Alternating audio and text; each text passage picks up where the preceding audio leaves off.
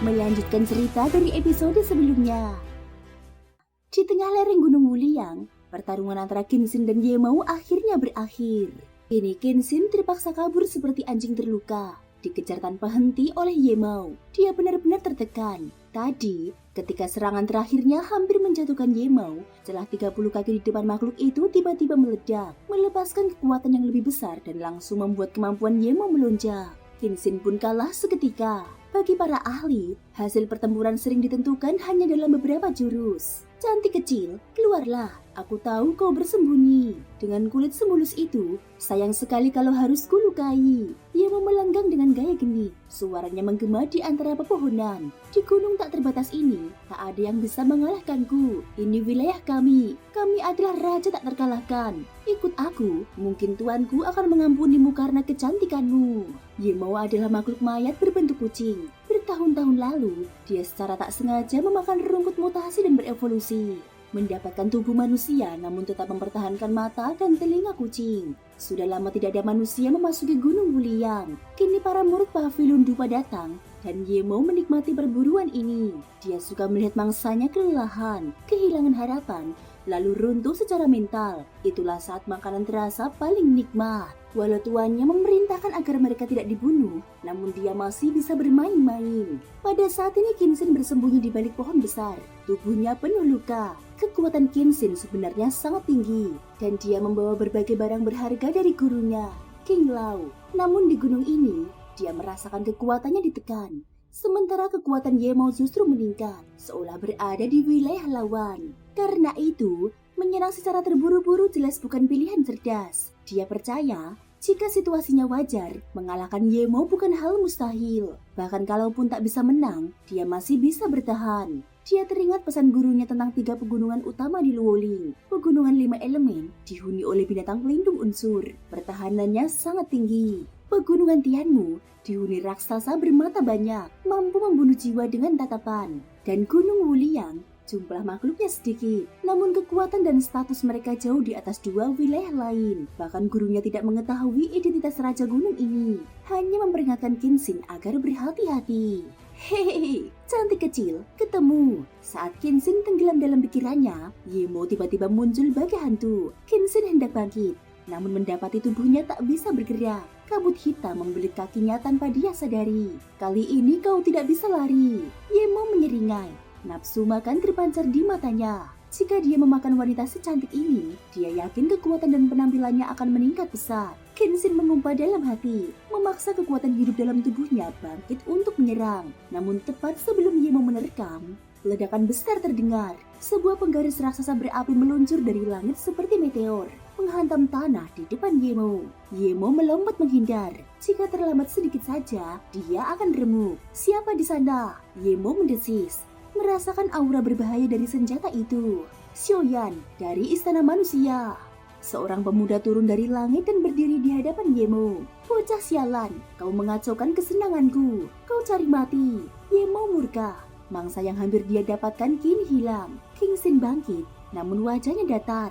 Terima kasih, tapi aku tak membutuhkannya. Xiaoyan tersenyum ringan. Biarkan saja, aku merasa musuhmu bukan cuma dia. Yang membuat Xiaoyan terkejut adalah saat melihat Kenshin, benih jiwa api suci di tubuhnya bergetar kuat. Sesuatu yang tak pernah terjadi sejak dia menaklukkan Long Yi. Ini berarti Kenshin memiliki hubungan tertentu dengan kekuatan api suci, meskipun tidak memilikinya secara langsung. Hah, 2 orang lagi. Yemou menyeringai. Gunung Wuliang benar-benar ramai akhir-akhir ini.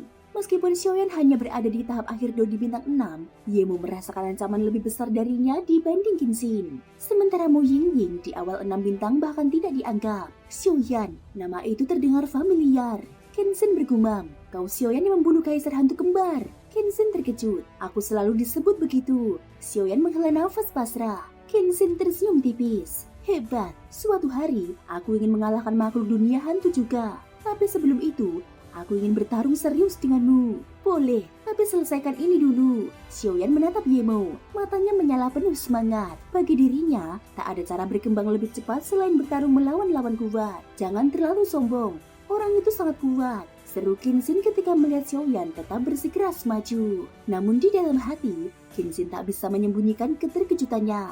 Dia memang menyimpan setitik api suci dalam tubuhnya, pemberian dari Yanji. Meskipun kecil, kekuatan itu tetap merupakan percikan dari api berbeda yang luar biasa. Api suci memiliki kekuatan yang menakutkan. Meski hanya sebutir kecil, kekuatannya tak boleh diremehkan. Karena pada dasarnya, dia berasal dari sumber yang sama. Hanya saja api utama jauh lebih kuat dibanding pecahannya. Hal itu menjelaskan kenapa benih jiwa api suci milik Xiaoyan bereaksi. Bukan hanya miliknya, tapi percikan api suci dalam tubuh Kenshin juga tampak tertarik satu sama lain. Seolah ada tarikan fatal yang tak dapat dijelaskan. Kalian berdua, hati-hati, biar aku urus dia, ucap Xiaoyan. Dia menarik penggaris api abadi kuno yang tertancap di tanah. Begitu diangkat, terlihat bekas sekungan besar, bertanda betapa kuat serangan sebelumnya. Jangan sok jagoan, seru Yemo dengan nada mengejek. Dari telapak tangannya, cakar tajam berkilau dingin muncul, memancarkan bahaya. Urus mulutmu dulu, gumam Xiaoyan dingin. Seketika, kekuatan api kaisar meledak dari tubuhnya, membalut penggaris api di tangannya menjadi menyilaukan. Api ini aneh. Yemo bergidik, baik api di tubuh Xiaoyan maupun senjata apinya, keduanya sama sekali bukan kekuatan biasa. Bang, bang, bang! Xiaoyan mengayunkan penggaris itu bertubi-tubi. Yemo terpaksa bertahan, diserang tanpa henti, tak punya waktu balas serangan. Di sisi lain, Kenshin menatap Mu Yingying dengan terkejut. Gadis itu begitu cantik, bahkan dia yang percaya diri pun merasa kalah jauh. Tetapi tiba-tiba, Mu Yingying menatap Kenshin lekat-lekat. Tatapannya seolah menembus tubuh seseorang. Ada sesuatu di tubuhmu memanggilku, ucapnya serius. Ini, Kenshin mengerling-kening, lalu mengangkat jemarinya. Di ujung jarinya, api merah menyala muncul. Begitu api itu tampak, pupil mata Mu Yingying menyusut, seakan dia melihat sesuatu yang tak seharusnya ada. Saudara, bisiknya pucat. Saudara, Kenshin terkejut. Namun sebelum dia berkata lebih jauh, api biru dari tubuh Mu Yingying muncul, bergerak pelan ke arah api merah Kenshin. Keduanya bersentuhan, lalu menghilang seketika, seolah tak pernah muncul. Bagaimana bisa ada api seperti ini? Seru keduanya tanpa sadar, saling menatap dengan ekspresi tak percaya. Api ini peninggalan seorang senior, ujar Kenshin. Api punyaku juga peninggalan kakakku, jawab Mu Yingying. Kenshin terdiam. Dalam satu tempat, muncul 3 api suci sekaligus, milik Xiaoyan, milik Mu Yingying, dan milik dirinya. Pemandangan yang mustahil terjadi dalam keadaan normal. Sementara itu, Yemo mulai kesal melihat luka bakar yang muncul di tubuhnya. Kau benar-benar keras kepala. Meski sudah mencapai 7 bintang Dodi, menghadapi Xiaoyan yang baru bintang 6 tingkat akhir tetap saja membuatnya kewalahan. Kau juga tidak buruk, jawab Xiaoyan santai. Di dalam hatinya, dia mengakui lawannya tangguh. Serangan sekeras itu biasanya menghancurkan lawan, tapi Yemo hanya terluka ringan. Xiaoyan menyalakan kekuatan. Api kaisar membalut seluruh tubuhnya. Aura ganas meledak, gelombang panas memecah udara. Bajingan, kau gila, pekik Yemo. Api Xiaoyan adalah musuh alami ras seperti dirinya. Jika dibiarkan, kekuatannya yang besar sekalipun akan terkuras habis. Aku tak bisa terus begini. Anak ini terlalu berbahaya, pikir Yemo. Dia berniat menutup pertarungan dengan serangan pamungkas. Sudah tak bisa menahan lagi ya. Xiaoyan menyeringai. Dia tahu Yemo masih menyembunyikan kekuatannya. Jika bertarung serius sejak awal, Xiaoyan mungkin sudah terdesak. Manusia, kau kuat, tapi hari ini kau akan mati di pegunungan ini, menjadi makanan kami, ucap Yemo sambil tertawa dingin dan menyeramkan. Itu belum tentu. Xiaoyan mengangkat penggaris kuno, aura api meledak, merapikan formasi serangan. Dia melancarkan 7 lapisan penghancur langit disertai 3 pukulan sekaligus. Cakar malam, teriak Yemo. Kabut putih di sekitarnya berubah menjadi energi hitam pekat, memancarkan aura jahat yang menggetarkan jiwa. 2 kekuatan raksasa saling menghantam. Ledakannya membuat langit memercikan api dan menghancurkan udara di sekitar. Kenshin menahan nafas. Dia benar-benar kuat, pantas bisa membunuh kaisar hantu kembar. Mu Yingying menghela nafas. Orang ini semakin hari semakin gila. Tolong jangan mati. Xiaoyan meraung, menggenggam penggarisnya yang terbakar api kaisar menghantam langsung ke cakar hitam Yemo. Kedua serangan raksasa itu bertabrakan. Udara meledak, tanah hancur, dan tabrakan energi mengguncang seluruh gunung. Cahaya api yang menyilaukan menyatu dengan kabut hitam, lalu perlahan mengusir sebagian besar asap putih misterius yang menyelimuti tempat itu. Pada saat ini Sing diperlihatkan di dalam gua. fluktuasi energi yang bagus. Sepertinya kali ini, di antara manusia ada beberapa bibit yang cukup menjanjikan. Baiklah, biarkan mereka menjadi saksi dari pesta besar kita. Setelah bertahun-tahun mempersiapkan semuanya, tinggal satu langkah terakhir. Kalian para binatang mati yang tersisa, penuhilah harapan lamaku, agar aku bisa datang ke Suan Santian. Suara seorang sosok bergema pelan dari dalam gua misterius di puncak gunung tanpa batas. Di pavilion Feng Xiang, suasana tegang. Para tetua yang dipimpin oleh King Lao dan musisi berkumpul. Apa yang kau katakan, Xiong Yuan? 3 pegunungan besar terputus total dan tidak bisa dimasuki, seru King Lao dengan marah. Sejak tim Bumi dan tim Xiaoyan masuk, sepertinya ada sesuatu yang mengunci 3 daerah pegunungan itu. Bahkan mengerahkan seluruh kekuatanku pun, aku tetap tidak bisa masuk, ujar Xiong Yuan dengan wajah pahit. Hal seperti ini belum pernah terjadi, jadi aku langsung kembali untuk melapor. Siapa saja yang masih berada di dalam pegunungan itu? Tanya King Lao dengan wajah masam. 5 orang dari tim Bumi, dan 5 orang dari tim Xiaoyan. Selain itu, muridmu Qin Xin juga ada di dalam tim. Jawab Xiong Yuan. Apa yang mereka pikirkan? King Lao hampir melonjak. Tenang dulu, sekarang bukan waktunya panik. Kita harus mencari cara mengatasinya, kata Musushi sambil menaruh frustasi. Kelima anggota tim Xiaoyan adalah harapan terbesar pihak manusia.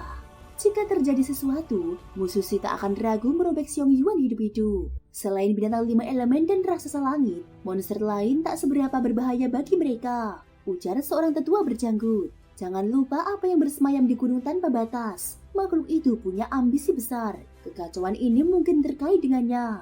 Apa sebenarnya makhluk itu? Para tetua menatap penasaran. Itu inti dari seluruh pegunungan Luoling. Jika berbuat terlalu jauh dan melukai murid-murid kita, aku sendiri yang akan menghabisinya. Pantau terus tim Bumi dan tim Xiaoyan. Jika ada perubahan, laporkan segera. Dan bila binatang besar di gunung mencoba bergerak, gunakan seluruh kekuatan pavilion Feng Xiang untuk membasmi mereka. Setelah memerintah, King Lao beranjak pergi. Dia sangat menyayangi muridnya. Musushi tersenyum kecil. Jangan cemas, aku akan perhatikan semuanya, ujar Xiong Yuan. Meski kesal, dia tahu Musushi sungguh peduli padanya, membuat hatinya hangat. Tapi, sepertinya sesuatu di Gunung Luoling mulai bergerak. Semoga aku salah. Xiong Yuan pun bergegas menuju gunung. Sementara itu, di dalam gunung tanpa batas, ke barat, Yemo meraung marah. Serangan terakhir Xiaoyan sengaja dibuat saling melukai. Meski Yemo berhasil menyerang balik, luka yang ditimbulkan pada Xiaoyan tak sebanding. Tubuh Yemo sudah babak belur dihantam kekuatan api Xiaoyan. Sedangkan Xiaoyan dengan tubuh abadi dan jimat pemakan jiwa mampu menahan sebagian besar serangan gaibnya. Bicaralah, siapa penguasa gunung ini? Xiaoyan mengangkat penggaris api abadi, menodongkan ujungnya ke arah Yemo. Yemo tertawa keras. Manusia, jangan kau pikir kau menang. Gunung tanpa batas bukan tempat yang sederhana. Xiong Jun, Yaolong berkepala 2, keluarlah. 2 suara berat terdengar dari balik kabut. Hahaha, Yemo, tak kusangka kau sampai dipermalukan manusia. Mereka berdua juga binatang mati. Gumam Xiaoyan, matanya berkilat. Bagus, kesempatan untuk menguji batasku. Sejak menelan api suci, Xiaoyan belum pernah mengeluarkan 3 transformasi misterius api langit. Dengan kekuatan itu dan tanda klan, dia yakin bisa menyamai bahkan mengalahkan Dodi 7 bintang biasa. 2 binatang mati dengan kekuatan seperti ini pasti sangat mengerikan. Gumam Qin Xin cemas. Kita tak bisa menang, lebih baik mundur, ujarnya hendak menarik Xiaoyan. Mu Ying menahan tangannya. Percaya padanya, jika dia tak menyuruh kita pergi, berarti dia sudah punya rencana. Di saat yang sama, Yemo meraung. Bunuh manusia itu. Terlalu berlebihan kalau kita bertiga menyerangnya, ujar Xiong Jun santai. Xiaoyan memperhatikan keduanya. Tubuh Xiong Jun dipenuhi bulu coklat, besar dan berotot. Sekali serang bisa memecah gunung. Sedangkan Yalong berkepala 2 tak semegah Xiong Jun, tapi memancarkan aura aneh dan berbahaya.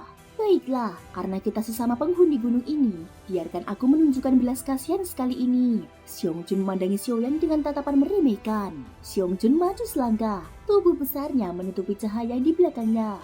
Minggirlah, biar aku yang urus, ucapnya datar. 2 kepala Yalong segera berhenti dan memberi jalan. Karena sebagai salah satu penguasa lama di gunung tak terbatas, dia tahu betul betapa mengerikannya kekuatan Xiong Jun. Baik Yemo, Xiong Jun maupun 2 kepala Yalong, semuanya merupakan makhluk buas tingkat tinggi dengan kekuatan setara tahap tengah Dodi bintang 7, setingkat dengan para tetua sekte ternama. Bocah, Ini gunung tak terbatas, bukan tempatmu berkeliaran sesuka hati. Seongjun melangkah perlahan ke arah Xiaoyan. Setiap kali kakinya menapak, ruang di sekitarnya bergetar seperti menahan tekanan gunung. Xiaoyan tersenyum tipis. Dia mengakui, kekuatan Seongjun jauh lebih berbahaya dibanding Yemo yang dia hadapi sebelumnya. Sementara King Sin dan Mu Yingying mundur dan berdiam waspada. Jika Xiaoyan jatuh, mereka akan turun tangan tanpa ragu. Buka matamu lebar-lebar, aku akan menangkapnya, ucap Seongjun kepada dua rekannya. Nada meremehkan jelas terdengar. Kalau begitu, datanglah. Semoga kau tidak mengecewakan. Xiaoyan membalas dengan senyum berbahaya. Aura perang perlahan membumbung. Tubuh besar Seongjun tiba-tiba melesat. Lihat jurusku, tinju berbulu besarnya menghantam turun seperti meteor. Bagus, Xiaoyan berteriak. Melepaskan penguasa kuno di tangannya, lalu melapisi telapak tangan dengan api kaisar dan memukul langsung. Boom! Benturan pertama sudah cukup untuk membuat seluruh lereng berguncang. Apakah Xiaoyan tidak apa-apa? King Sin cemas. Kekuatan Seongjun sebagai makhluk fisik tipe beruang yang bertarung di wilayah sendiri nyaris bukan tandingan manusia biasa. Tenang, aku percaya padanya, jawab Mu Yingying tenang, meski matanya tajam mengikuti setiap gerak. Di sisi lain, Yemo menatap dengan nafas terengah. Api yang dipakai manusia itu berbeda, terlalu dominan. Aku merasakannya langsung. Dua kepala Yalong mendengus dingin, tanpa belas kasihan. Meski apinya kuat, kau masih dipermalukan manusia. Kalau sampai kabar ini menyebar, kau akan menjadi bahan tertawaan. Yemo marah, namun hubungan mereka bertiga memang rapuh, saling curiga, dan siap bertarung kapan saja. Lihat baik-baik, kata dua kepala Yalong tenang. Jika Seongjun turun tangan, anak itu tak punya peluang. Benturan kembali terjadi. Tubuh Xiaoyan terlempar beberapa langkah sebelum dia menstabilkan diri. Batu darah menetes di bibirnya. Benar-benar monster, gumam Xiaoyan. Xiaoyan tahu dia tak mungkin menang hanya dengan kekuatan biasa. Seongjun terlalu kuat, bahkan belum mengeluarkan seluruh tenaga. Hahaha, manusia, kau yang pertama berani adu pukul denganku. Seongjun tertawa bergemuruh. Andai aku serius, kau sudah tinggal tulang belulang. Xiaoyan tidak menjawab. Senyum kecil justru tersungging di bibirnya. Api suci dan api kaisar dalam tubuhnya berputar liar, menembus formasi terdalam Fengju. Transformasi tiga perubahan misterius. Api penguasa, transformasi. Aura Xiaoyan melonjak gila-gilaan. Dalam sekejap mencapai dodi bintang 6 sempurna. Seongjun menatap dingin. Metode peningkat kekuatannya. Bagaimanapun, di mataku kau tetap semut. King Sin dan Mu Yingying pun terkejut. Kekuatan itu seperti gunung berapi. Mungkinkah dia menyembunyikan kekuatan ini selama ini? Teknik tingkat tinggi, gumam Mu Yingying. Meskipun sementara, ini cukup untuk membalik keadaan. Yemo dan dua kepala Yalong menatap dengan iri. Manusia ini menyimpan banyak rahasia. Namun Xiaoyan belum selesai. 6 bintang masih kurang. Naik lagi. Pada saat yang bersamaan, Doki melonjak tajam. Dodi bintang 7, dua kepala Yalong terbelalak. Setelah mencapai tingkat Dodi, sangat jarang ada yang berani memakai teknik peningkatan. Resikonya menghancurkan fondasi sendiri. Namun kini, Xiaoyan memaksa mendobrak ke tahap awal 7 bintang. Mu Yingying dan King Sin menghirup nafas panjang. Gila, dia berhasil. Di langit, sebuah rune misterius samar muncul di dahi Xiaoyan. Sebelum dia menyentuhnya dan menekan kekuatan itu kembali. Aura mengagumkan menyelimuti tubuhnya, sementara 23 warna api penguasa mengentari bagai dewa api turun ke dunia. Xiaoyan menatap di depan, mata penuh api dan berang. Pertarungan baru saja dimulai. Thank you guys sudah mendengarkan ceritaku di episode kali ini sampai akhir. Ikutin terus kelanjutan episode berikutnya ya. Terima kasih buat kalian semua yang udah subscribe, like, dan komennya. Semoga hari kalian menyenangkan. Sampai jumpa dan bye-bye.